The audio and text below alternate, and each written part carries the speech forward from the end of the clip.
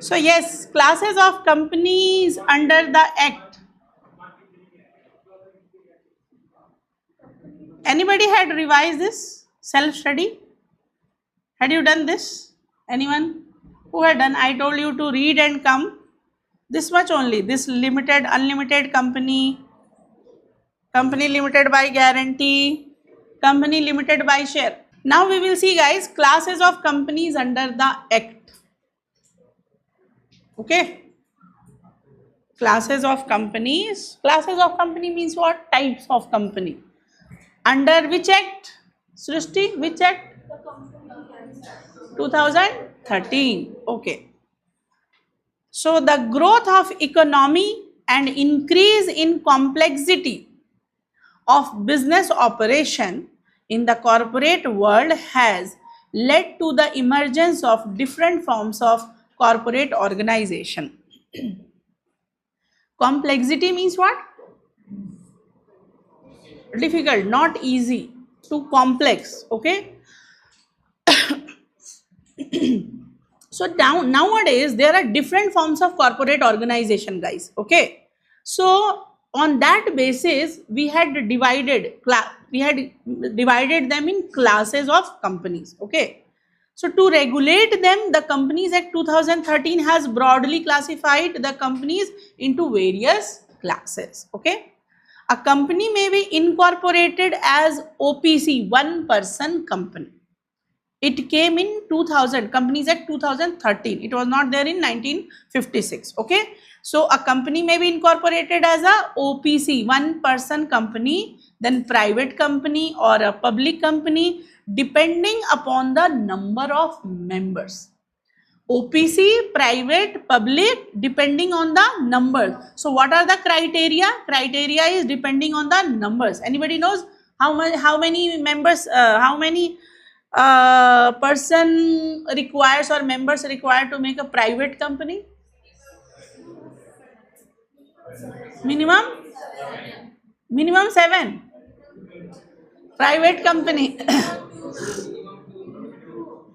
minimum 2. And one person company? Seriously, one person company? Nange gottilva. No, sole proprietorship and company is different thing. See, one person was doing sole proprietorship, but now one person company is also there. Are you getting? Magic, maza aa raha hai? So that's why you are here, no? So now one person can also make the company, okay, one member. Fine. So this is on the basis of number of members. Again, it may either be an unlimited or may be limited by share and by guarantee or by both. Two things you had seen: OPC, private, public company. What are on the basis of members? Then the liability, on the basis of liability: limited, limited by share, limited by guarantee, and unlimited. Okay. I am feeling like I am teaching ABCD. Okay, on the basis of control now. On the basis of control. So what is the control? You know, control means what? What is the meaning of control? Yes? Anyone? To authorize. Yes, Anjana? What?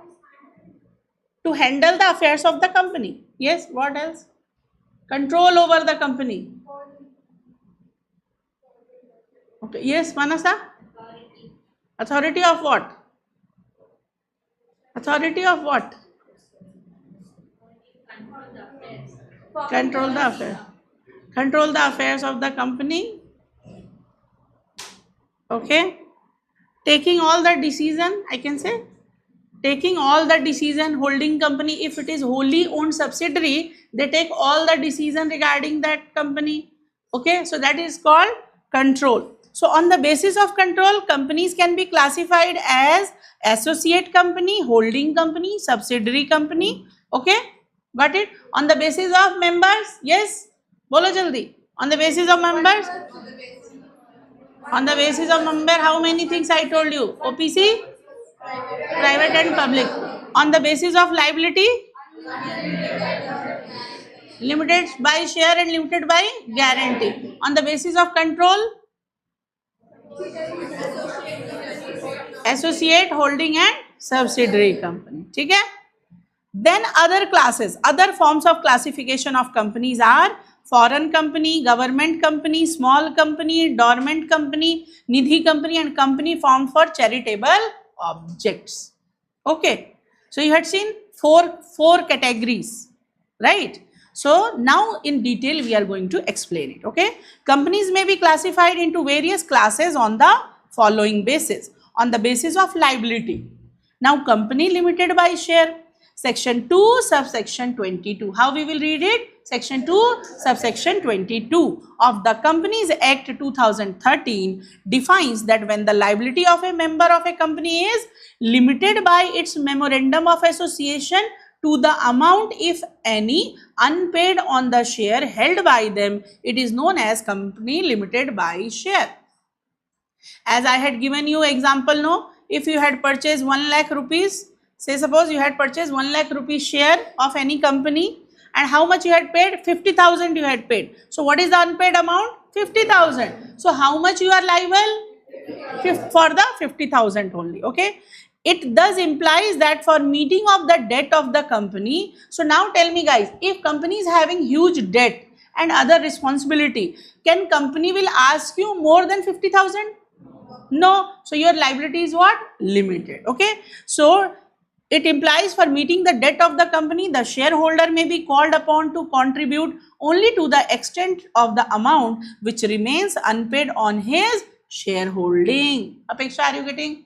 Which remains unpaid on his shareholding. It means if 1 lakh rupee share I am having, I had paid 50,000 and what is unpaid amount? 50,000. I am responsible for that amount only. Everybody okay? See, in your exam you have not to write these all things. In 2 lines you summarize. By the example you summarize. Okay? Don't get fear that this much of we have to mug up, we have to register in your mind. No. Okay? So concept, first you focus on the concept clarity. Then you will focus in writing that how you can write these legal in the legal term. अभी आपको क्या करना है? समझना ज़्यादा ज़रूरी है. ठीक है? His separate property cannot be encompassed to meet the company's debt. It means the person who is having the share of that company, he will not give his personal property. Okay, he will not give his personal property for the company's debt. Okay, it may be worthwhile to know that though a shareholder is co-owner of the company, he is not a co-owner of company's asset. Guys, if you are a member of a company, say suppose you had purchased Reliance company share, right? So are you owner? So when we purchase the shares, no, we are called owner of the company. I'll tell you one concept, that is ostensible owner. Ostensible owner is what? Which looks like owner but truly not owner. Why they say you owner? It's just at the time of AGM. AGM is what, guys? Annual general meeting. Anybody knows annual general meeting? So company once in a year at the AGM, they called all shareholders, and that is when annual general meeting. Okay, in a year before 30th September, any company have to do the AGM. The one who have to do the AGM. So before 30th September, once in a year, they call all shareholders. Okay, so when they are calling all shareholder, there some businesses they will deal, some resolution we will pass, okay, some decision will be taken by shareholders, and in that decision you will having the power of voting. So if you are, they are saying company is imposing in not imposing, company is presenting a business in front of you like a appointment of director or appointment of auditor. Now if you are okay with that auditor, then you will say yes, and if you are not okay, you will say no. It means you are participating, you are giving vote in the decision of the company, and that's why you are calling owners of the company. That's it. Are you the owner of the asset of Reliance company if you are having one share of Reliance company? जाके तो ना अंबानी को बोलो I am the owner of the company, लाओ भाई ये asset में मेरा नाम लिख दो, ऐसा बोलोगे क्या? So that's why we use term ostensible owner, means which is not real owner. Are you getting? So this is there that you have not to bring from your home, but you are not co-owner in, is measured by his shareholding. But even, just a second, where I was, you are, the extent of the right or liability, no, here, his separate property cannot be encompassed to meet the company's debt. Co-owner of company, he is not a co-owner of company's asset. The ownership of the asset remains with the company because of its nature as a legal person, and we had seen in the features of the company that company have its own property. Members are not having any rights on the property of the company. The extent of the right and duties of shareholder as co-owner is measured by his shareholding. So how you are, what rights and duties you are having, they will check that how much shareholding you are having in a company. Okay, so suppose 1 lakh rupees, 2 lakh rupees shareholding, or 2% share you had taken in a company, or 5% shares you had taken in a company, that is called your shareholding. How much share you are holding. Got it? Next is company limited by guarantee. So here you have to, what you have to remember, limited by share, that unpaid amount you are liable for that, that is your limited liability. Next is what? Limited by guarantee. We had already discussed, if you had given a guarantee to a company limited by guarantee, at you are having a privilege, at what time you will ask for that guaranteed amount? At the time of winding up. Okay. So the liability of its member is undertake by the memorandum to contribute to the asset of the company in the event of its being wound up. Got it, everyone? Thus, the liability of the member of a guarantee company is limited up to a stipulated sum mentioned in the memorandum. Say, suppose you had given a guarantee of how much? 5 lakh. You had given a guarantee of how much? 5 lakhs. This is called the stipulated sum mentioned in the memorandum, that you have taken guaranteed of how much money? 5 lakh rupees. Members cannot be called upon to contribute beyond this 5 lakh, beyond this stipulated sum. Done? Done hai? Next is what? The common feature between a guarantee. Now we will see here, guys. Let's see this.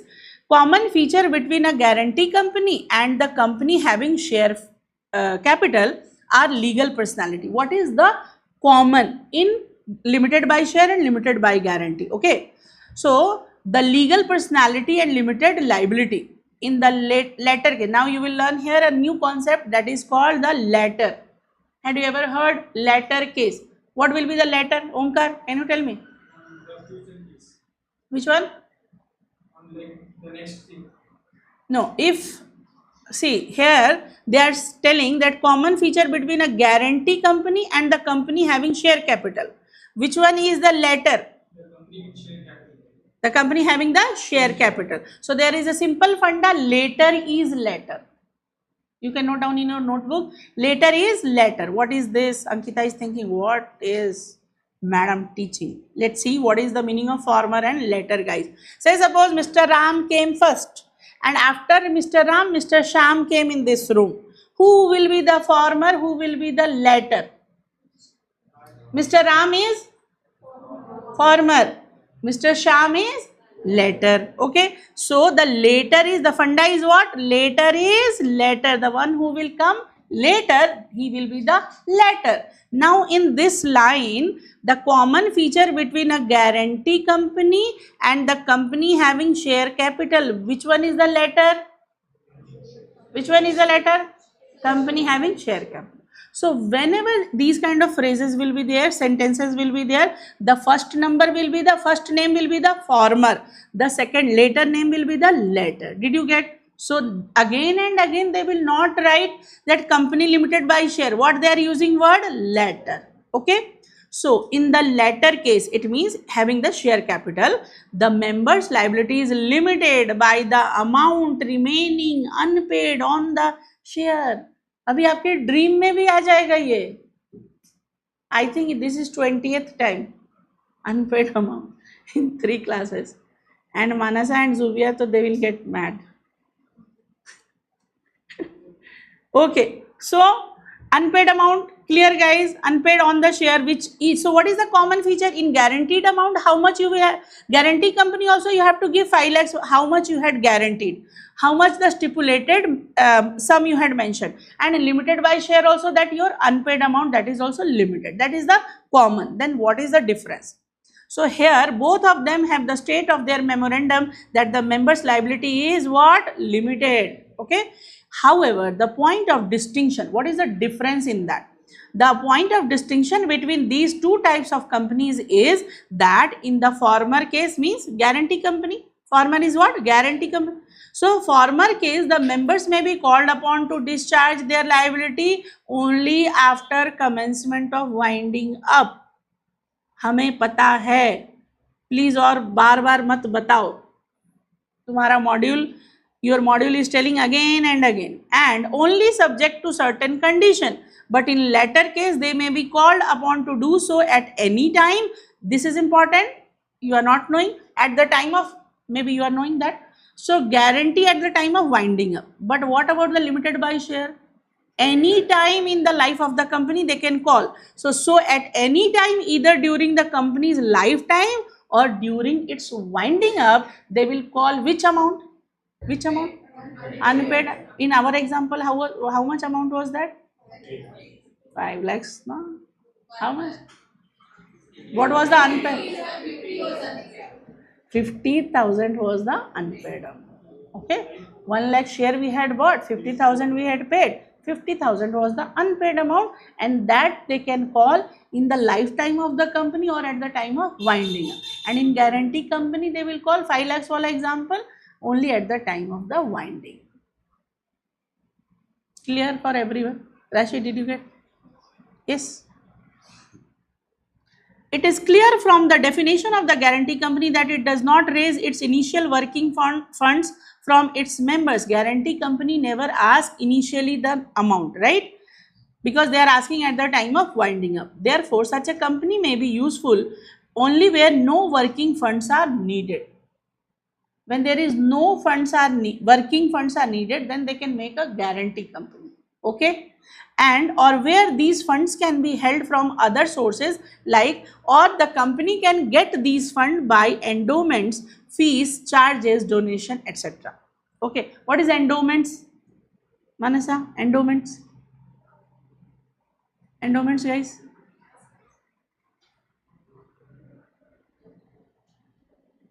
What is endowment, guys? Some given by some institution or by some person, that is called the endowments. Okay, so in guarantee company, this paragraph, what this paragraph is telling, Darren, tell me in short. Anyone raise your hands and tell.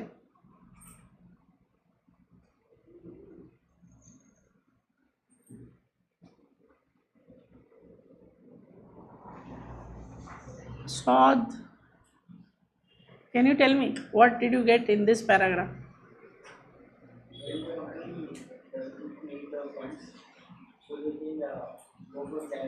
Why?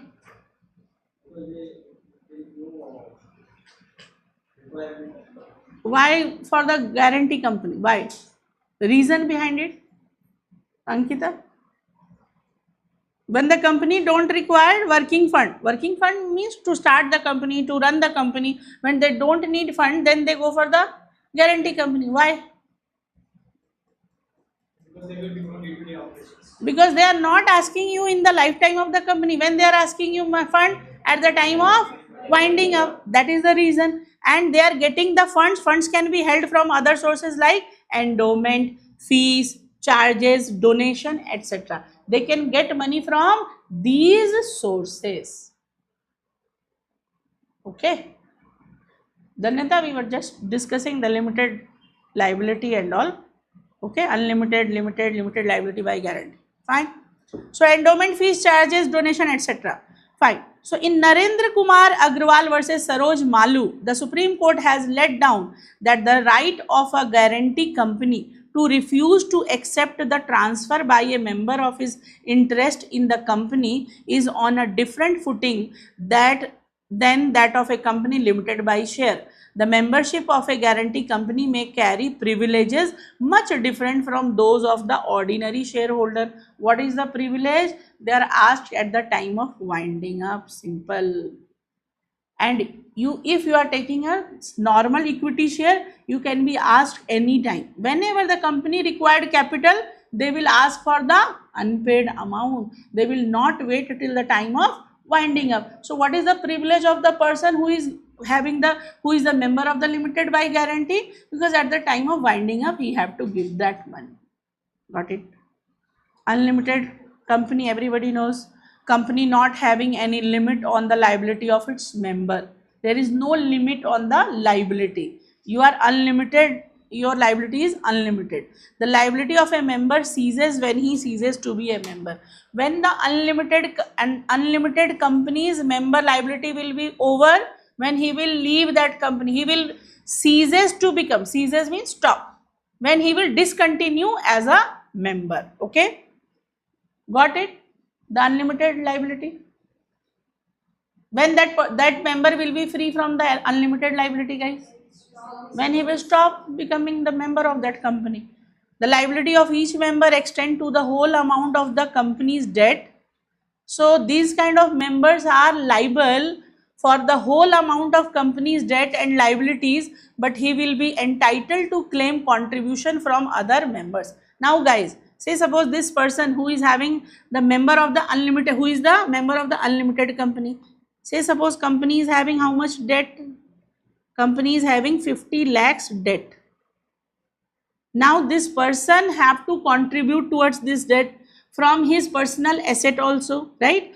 So say suppose many members are there, so only Mr. A, say suppose Mr. A is unlimited liability member, so he is contributing 20 lakh rupees at that time, say suppose. So he can ask from other members or not this amount, because he is not only liable, because there are B, C, D, E, F, many members are there. Okay, so he can ask this amount from the other members also. So see here, the liability of each member extend to the whole amount of company's debt. What is the whole amount of company's debt?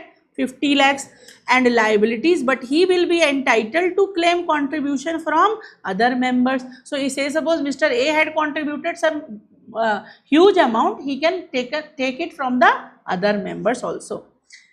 In case of the company has share capital, the AOA must state the amount of share capital and the amount of each share. So long as the company is going concern, the liability on the share is the only liability which can be enforced by the company. They are talking about the limited company, limited by share.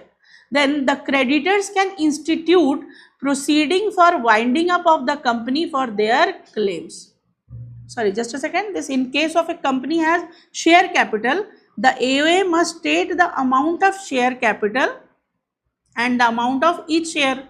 So long as the company is going concern, the liability on the share is the only liability which can be enforced by the company. So guys, they are telling that how much share capital is having this unlimited company. So they will disclose it, that how much each share is there, right? And when company is going concern, what is the meaning of going concern? When company is in a operating situation, so when the company is going concern, the liability on the share is the only liability which can be enforced by the company. Means how much company will tell you that much of liability, you are liable, you will bring that much of capital or whatever, right? But at the time of winding up, you are liable for the whole debt of the company. Are you getting? So whole debt is 50 lakhs, but in the lifetimes they are not asking 50 lakh. Say suppose they are asking you 2 lakh rupees, 5 lakh rupees. Okay. Now the creditors can institute proceedings for winding up of the company for their claims. So any creditor of the company, unlimited company, they can file a suit. Court proceeding is what? Institute proceeding is what, guys? These are called starting the legal action. Okay, legal action. So the creditors can institute proceeding for winding up of the company for their claims, because they had given the credit to that company. So for their claim they can file a case. The official liquidator may call the member for their contribution towards the liabilities and the debt of the company, which can be unlimited. Now guys, when a company is going in the winding up, the court appoint official liquidator.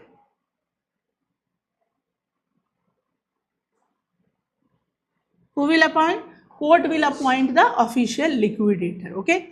Now this official liquidator, the official liquidator may call the members. These are the members A, B, C, D, E, F. Okay. And they will call, the official liquidator will call the members for their contribution towards the liability and debt of the company, which is unlimited or which can be unlimited. But in the lifetime, how much company will ask? You have to pay that much. But at the time of finding up, official liquidator will ask you to pay the whole debt of the company. Clear? Limited by guarantee and unlimited company. Now OPC, on the basis of members. So this was, till now you are studying the basic of companies law, and that some theory you had studied there, some principal corporate veil theory, okay, and lifting of the corporate veil. Now we will see on the basis of member classes of company, OPC. For the 6 marks it had came in your exam, OPC, one person company. Okay. Now OPC, private company, public company, small company, dormant company, these are the definition, and certain criterias are there, certain points you have to remember. It is not much conceptual. You have not to understand the concept. Concept was there in the corporate veil theory, lifting of corporate veil. But these are the procedure, how to make a OPC, what will be there in one person company. So these are called procedural thing which you have to remember. So how you have to take up any topic that you have to understand. When there is a conceptual things, theory, principle, any theory is there, then you have to understand the concept first. But when there is procedure, so you have to remember the point to present in your exam. Okay. So one, on the basis of members, we had seen one person company. The Companies Act 2013 introduced a new class of companies which can be incorporated by a single person. Section 2 subsection 62 of the Companies Act 2013 defines. Where is the definition? 2 subsection 62. Okay. You can make a habit of writing your all sections after your chapter, or you can put, you can write in a paper and you can attach with that chapter. Okay. So section 2 subsection 62 of the Companies Act defines OPC as a company which has only one member, one person as a member. One person company has been introduced to encourage. Why one person company they had given? So that any entrepreneur, okay, entrepreneurship and corporatization of businesses, if it is a sole proprietorship, you can turn into corporate form. Okay. OPC differs from sole proprietary concern in an aspect that OPC is a legal entity, separate legal entity. Sole proprietorship is not a legal entity. Okay. With a limited liability of the member, limited liability. Okay.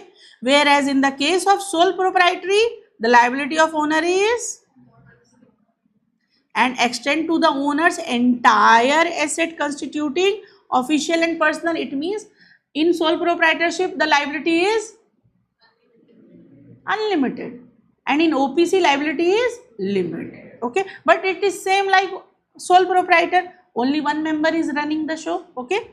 Next, the procedural requirement of an OPC. The procedural requirement, I said, you have to remember, of an OPC are simplified through exemption provided under the act in comparison to the other forms of company.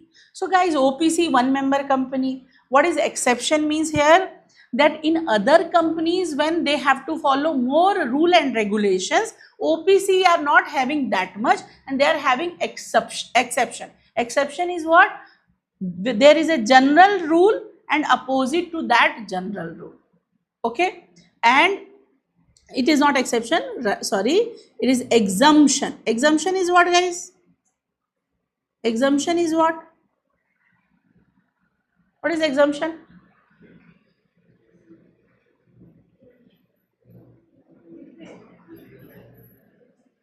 No, that is different, is exception. Exemption, anybody?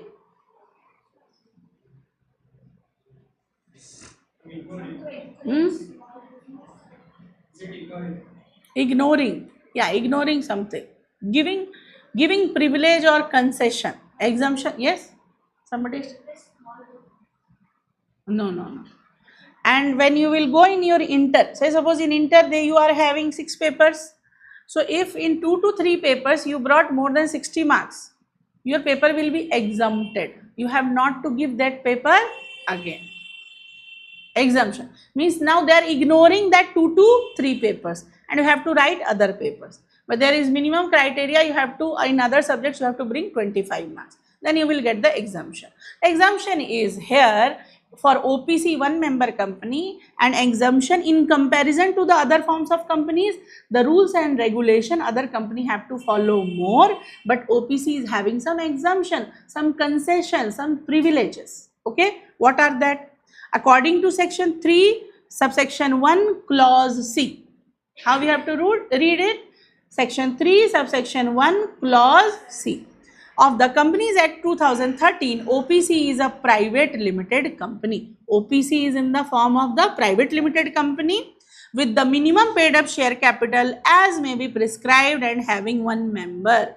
So it is not mentioned that how much capital. Earlier in 1956 the private and public company also the capital criteria were there. Right now as prescribed in your AOA, you can bring that much of capital. Okay, so minimum paid up share capital as may be prescribed and having one member. OPC company significant important points: only one person as a member, minimum paid up share capital, no limit prescribed, with any capital you can start OPC. The memorandum of OPC shall indicate the name of the other person. There were only one person we were talking. Who is this other person? Okay, so the MOA of OPC shall indicate the name of other person who shall, in the event of subscriber's death, who is this subscriber? That one member who has subscribed to MOA. How you will become the member? By subscribing the memorandum of association in first class I had told you. Okay, so who is that one member? Subscriber to MOA, right? Now if that person died, who will handle that company, guys? Are you getting? So that's why in the event of subscriber's death or his incapacity to contract, when he will incapacitate, maybe he is mentally ill, he is physically ill, he is not able to handle the company, in that incapacity become the member of the company. So in MOA of OPC, it will be mentioned one other person name who will handle the company at the time of subscriber death or incapacity to contract. Who will be that person? The other person whose name is given in the MOA shall give his prior consent in prescribed form. That person is called nominee, guys, nominee. Okay, so it is not like Mr. A become the member of OPC and he had chosen Mr. B as a nominee. The Mr. B have to give the consent in the prescribed form. Okay, so the other person whose name is given in the memorandum shall give his prior consent, written consent in the prescribed form. It will go to the ROC, Registrar of Companies, and the same shall be filed with the ROC. Okay, so there will be a form, E-form, where this nominee will give that yes, I wanted to become the nominee of this company with the prescribed. In every form there are some fees, guys. Okay, so with the prescribed fees it will be submitted to ROC. Okay, then ROC in his register he will register the name of OPC and that member name and the nominee name. Okay, this is the simple thing. What did you get? OPC, minimum share capital, no limit is prescribed. Okay, then OPC, in subscriber death they have to mention a nominee and that nominee have to give the prior consent and in prescribed form, and it shall be filed with the Registrar of Companies at the time of incorporation of company along with its e-memorandum and e-article. Okay,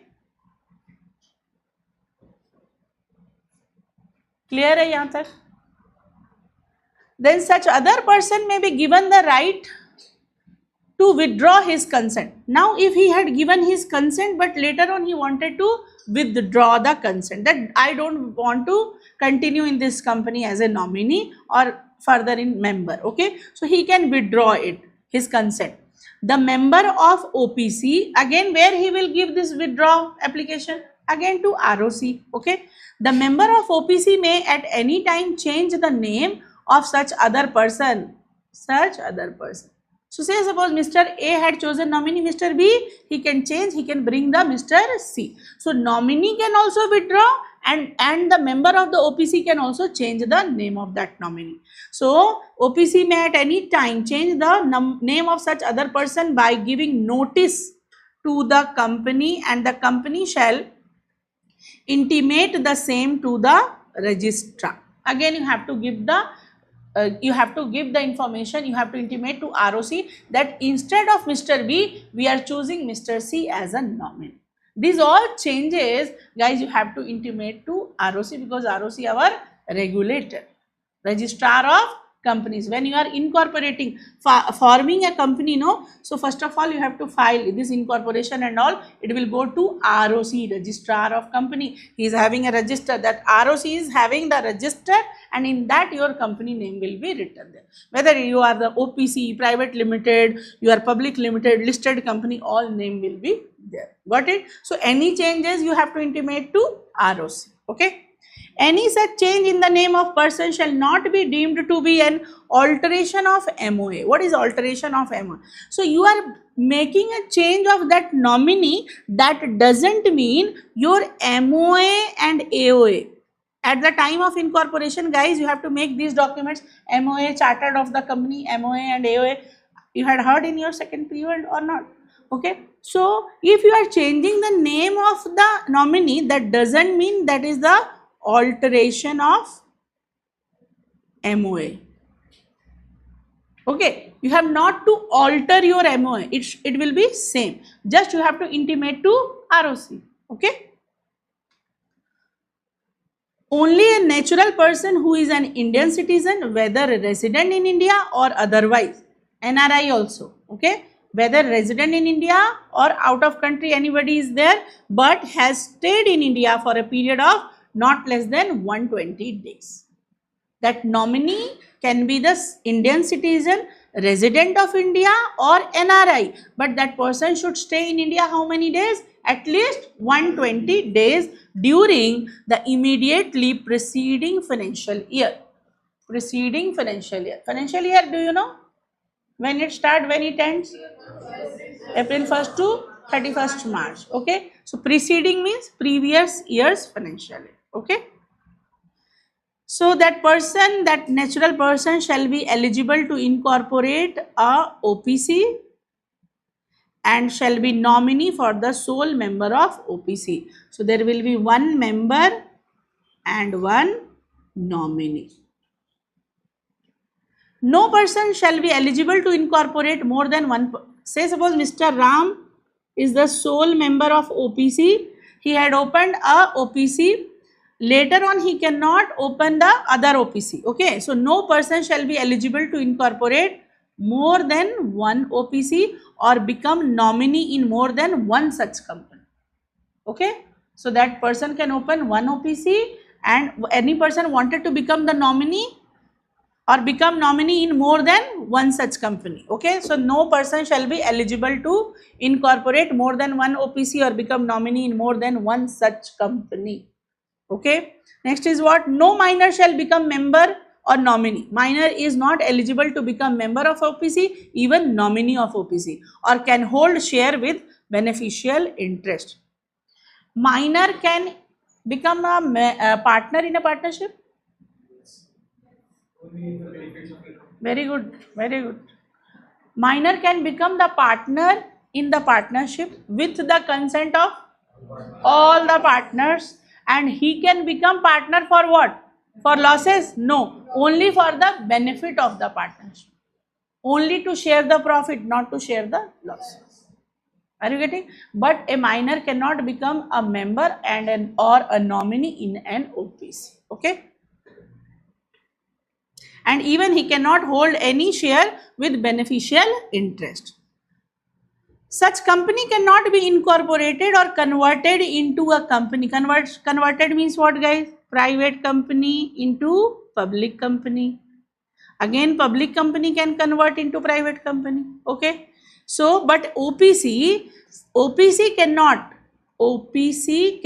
be incorporated or converted into a company under section 8 of the act, though it may be converted to private or public company in certain cases. Okay, what is section 8? Kasim?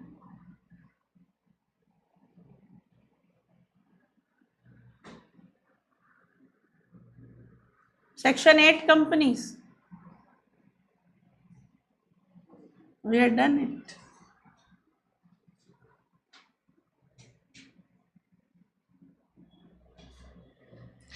उधर ही लिख के रखा है बेटा मैंने. Non profit organisation. September batch I had not taught you. Section 8 company.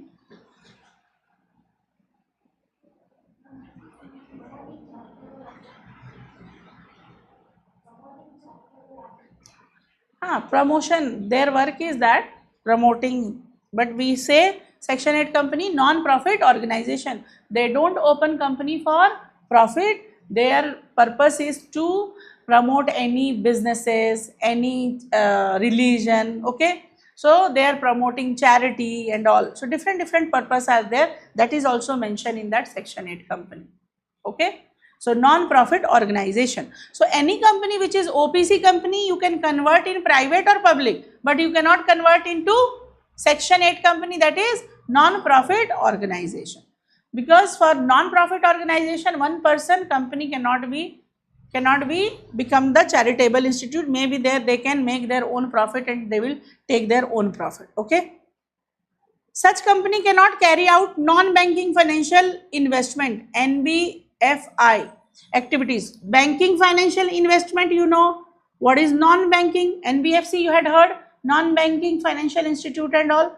So banking activities you know, and non-banking. Banks give lending the money, but non-banking financial institution are also lending the money, but the rates, the interest rate and all are different. Okay. So in further your CA intermediate you will learn this NBFC and all. Here you have to just remember that OPC cannot carry out non-banking financial investment activities. They can do only financial investment activities, non-banking financial they cannot do. So including investment in securities of any body corporate. They cannot even do the investment in shares of any company.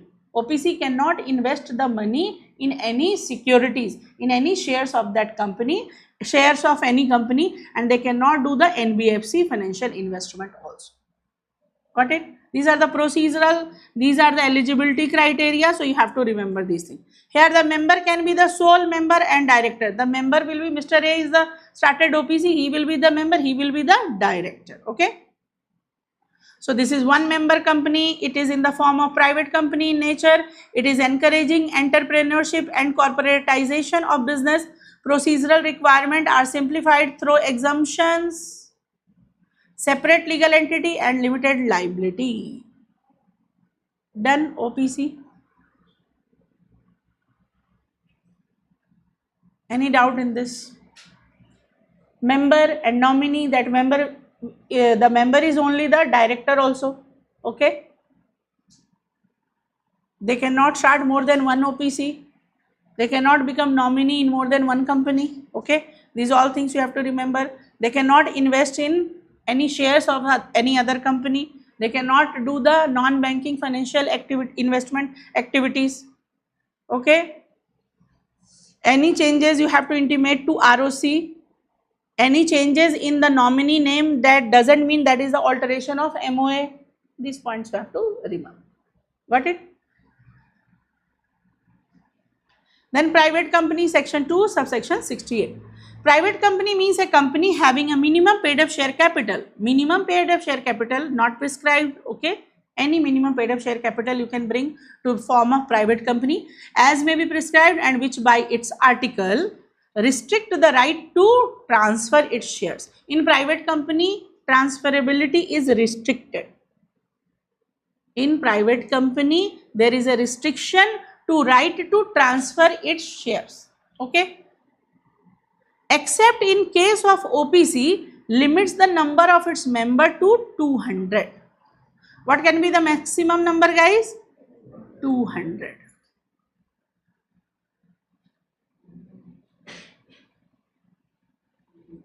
So in OPC, what is the limit?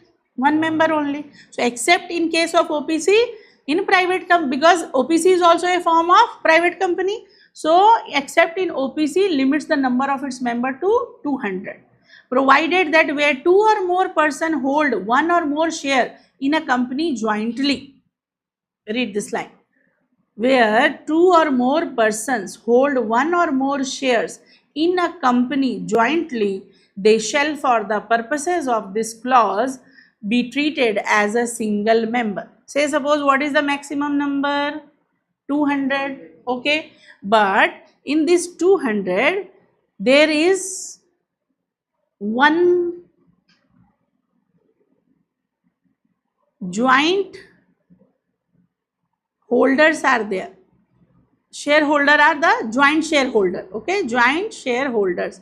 So say suppose 5 person, 1 A, B, C, D, E. These all 5 people had applied in one share certificate. In one share certificate.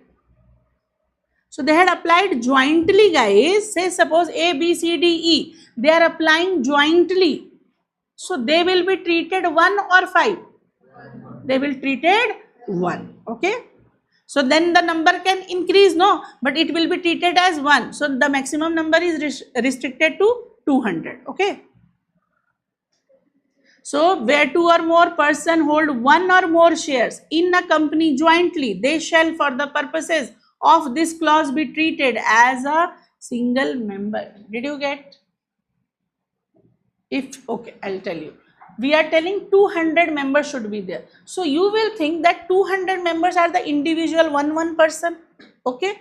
But there is one application for shareholding where people had jointly applied beta. You all 5 are friends. You are applying for a shareholding and there jointly you had applied in a company. So you all will be treated one shareholder. Because you had given the joint application. Everybody got it? You will not treated 5 members because the application is jointly application. Okay, then the number can increase, not more than 200. Maybe there are many joint application. Okay, so it can be 300 even. But we will treat that joint application one only. Okay, so maybe 10 are there for multiply 5. So 250 will be there, but we will treated them in within the 200. Okay. Provided further that persons who are in the employment of the company, the one who are employee, person who having been formerly in the employment of the company, former employee, the employee and former employee. Earlier they were employee, now they are not employee. Person who having been formally in the employment of the company were members of the company. So first what they are telling, who will not come in this? 2 or more person jointly, then further person who are in the employment of the company and the person who are earlier the employee as well as member. Employee were having the share of this company. So they will called member or not? They were former employee and they were member also, right? Now employment of the company were members of the company while in that employment and have continued to be members after the employment ceased. So they are former employee but they are still member of that company. They can be or not. They had not sold their share. So they are the member of the company. Member means, what is the other name? Shareholders, right? So these 2 points are talking about employee. First point is talking about employee and second point is talking about former employee but still member, shall not be included in the number of members 200. Okay, so this is a private company. In this 200 maximum number, joint shareholder will come, okay, and these people will not come. Who will not come? Any employee or any former employee who are members, they will also not come under 200 number. It means it can be 200 plus. Are you getting? They are still member, guys. So they are not included in this 200. If they are member, no, you will not included. You will not restricted within 200. They can be beyond 200.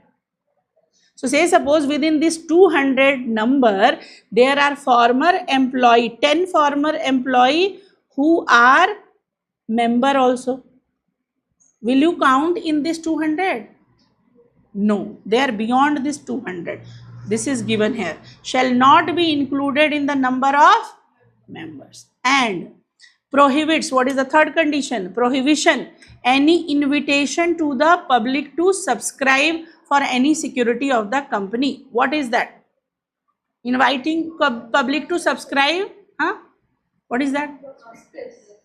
Through prospectus you will invite the company.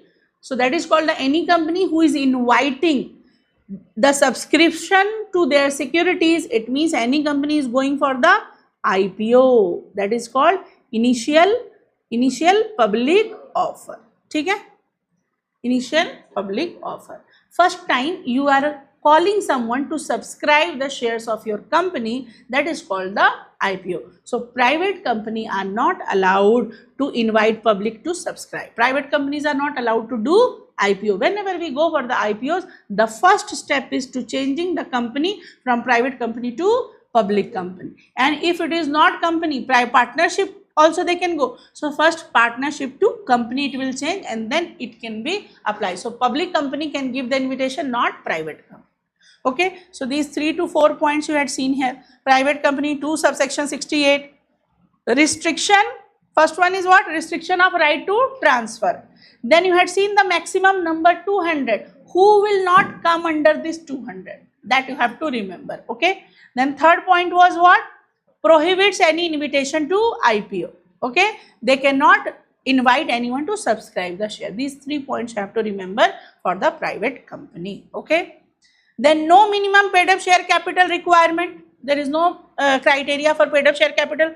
Minimum number of members 2, except in private company in an OPC, member 1, where it will be 1. Maximum number of member 200, excluding present employee come members, means present employee are also member and former employees are also erstwhile employee come members, means the former employee. Okay, so they will not included in this 200.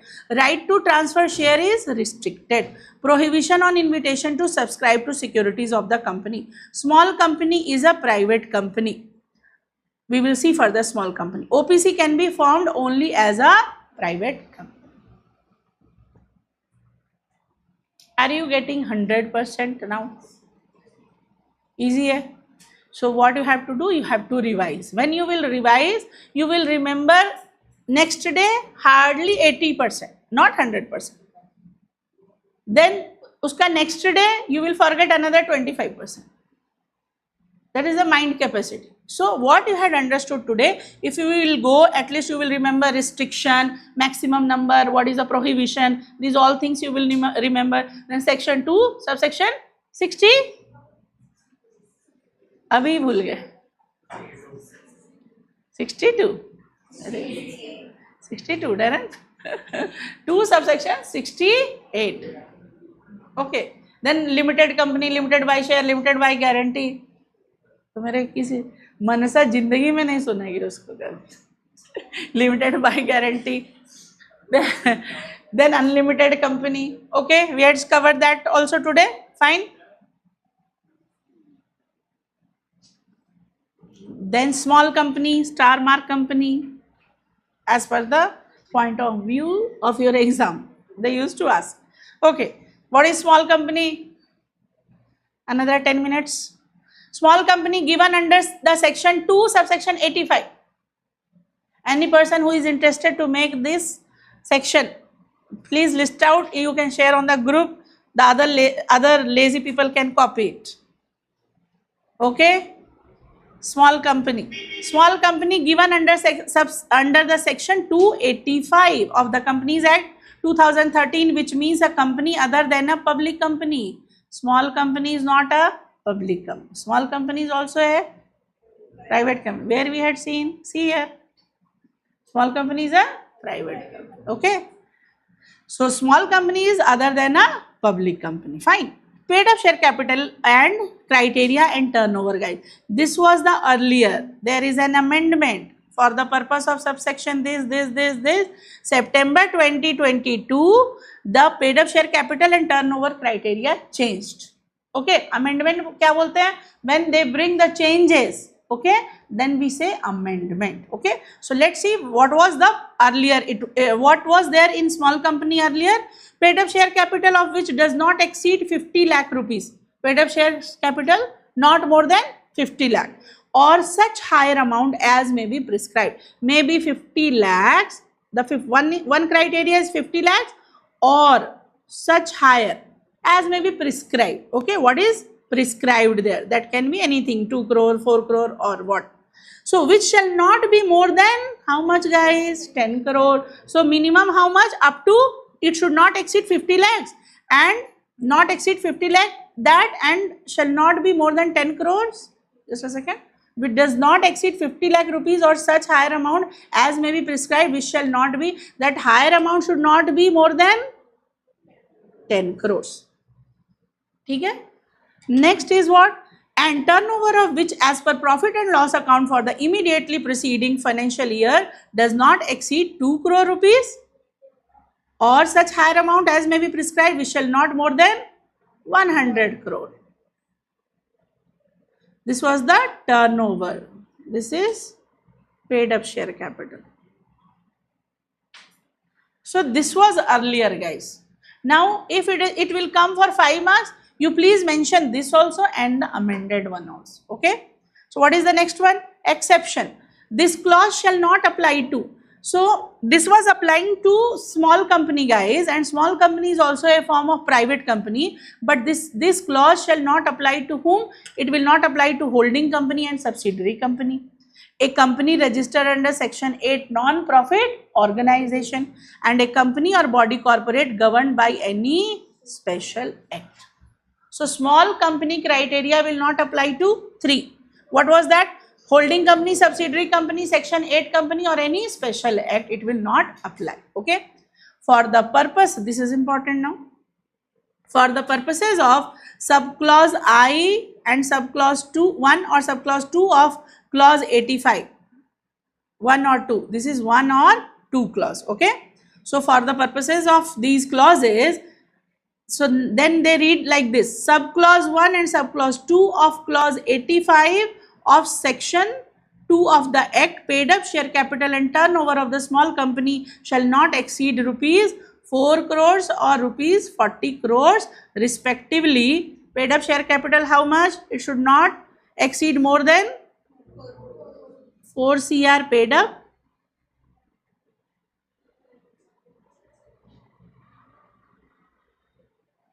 Paid up and turnover should not more than 40 CR. Okay. Amendment rule 2022, 15 September 2022.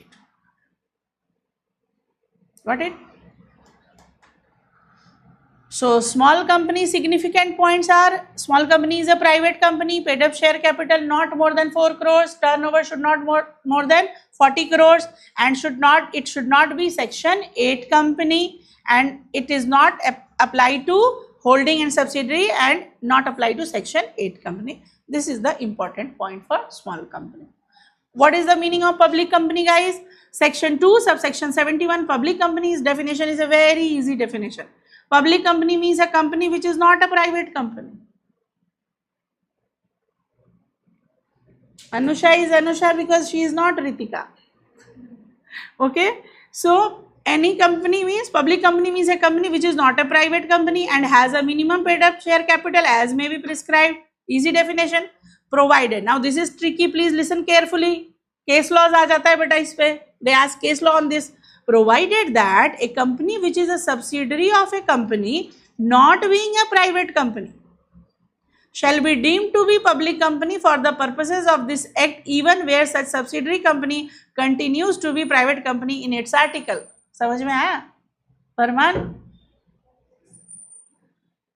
एक बार अल्लाह को याद कर ले समझ में आ जाएगा. Yes, anyone? They ask case law on this. If you will think, they will ask public company definition. 271 रट्टा मार के चले गए बेटा. And when you do self study, many people say self study because of any because of any problem if they are doing. I respect, even I had done my self study because my kids were there, like I was not able to go to classes and all, and that time I had joined in Mysore, there were no classes also. So, and many people say that we will do self study with the overconfidence. So that time what they do, you know, when these kind of lines came, no, they simply skip it. आराम से. What they will remember, it is not a private company, minimum paid up share capital as may be prescribed, खत्म. अब ये तो समझ में आ नहीं रहा है, तो इसको वो क्या कर देते हैं, मस्त skip कर देते हैं, that it is not necessary. And question came from this only. इसी से आता है क्वेश्चन. ठीक है. So what is that? Provided that a company which is a subsidiary of a company, say suppose there is a holding company, okay, there is a holding company,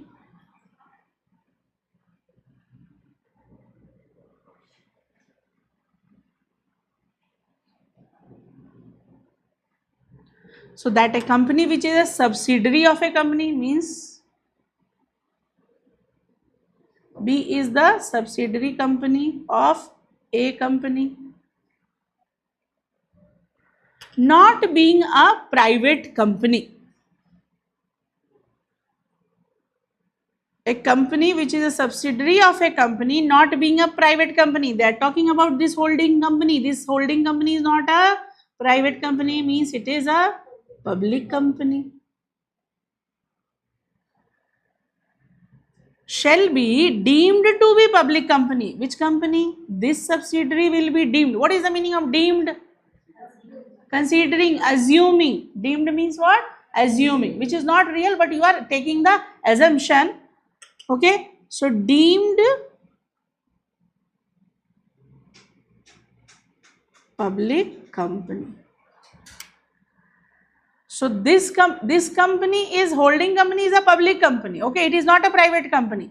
So we will consider that this subsidiary company is also the public company for the purpose of this act, even where such subsidiary company continues to be a private company in its article.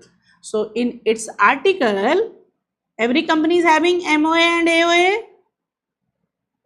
Now this, in this article, this company is a private company only.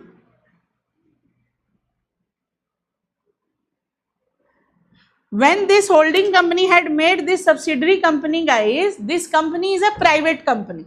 Okay, this company is a private company. By its article it is written there, means this company is having MOA and AOA, and in AOA this company is a private company, but this company is a subsidiary of a holding company, and that holding company is not a private company. So which company that is? Public company. So it is deeming that this subsidiary is also the public company for this act, even this is a private company in its article. Now in your own language you cannot write, you can write when you will understand. Got it? Yes? So any doubt in this? Anyone? So they ask you case law. ABC is a public company, this is the private company, and this company is the subsidiary of that company, but it is the private company.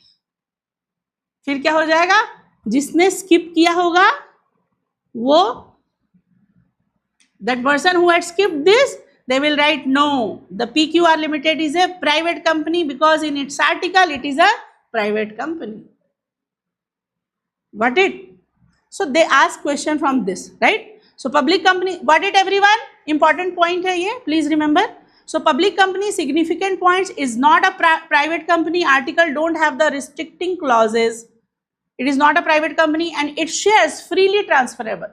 In public company you can transfer the share freely. Where was the restriction, Tejasvi? In a private company. No minimum paid up share capital requirement. Minimum number of members 7. In private company 2. Maximum 200. In public company 7 and maximum unlimited. Maximum number no limit. Subsidiary of a public company is deemed to be public company. Okay.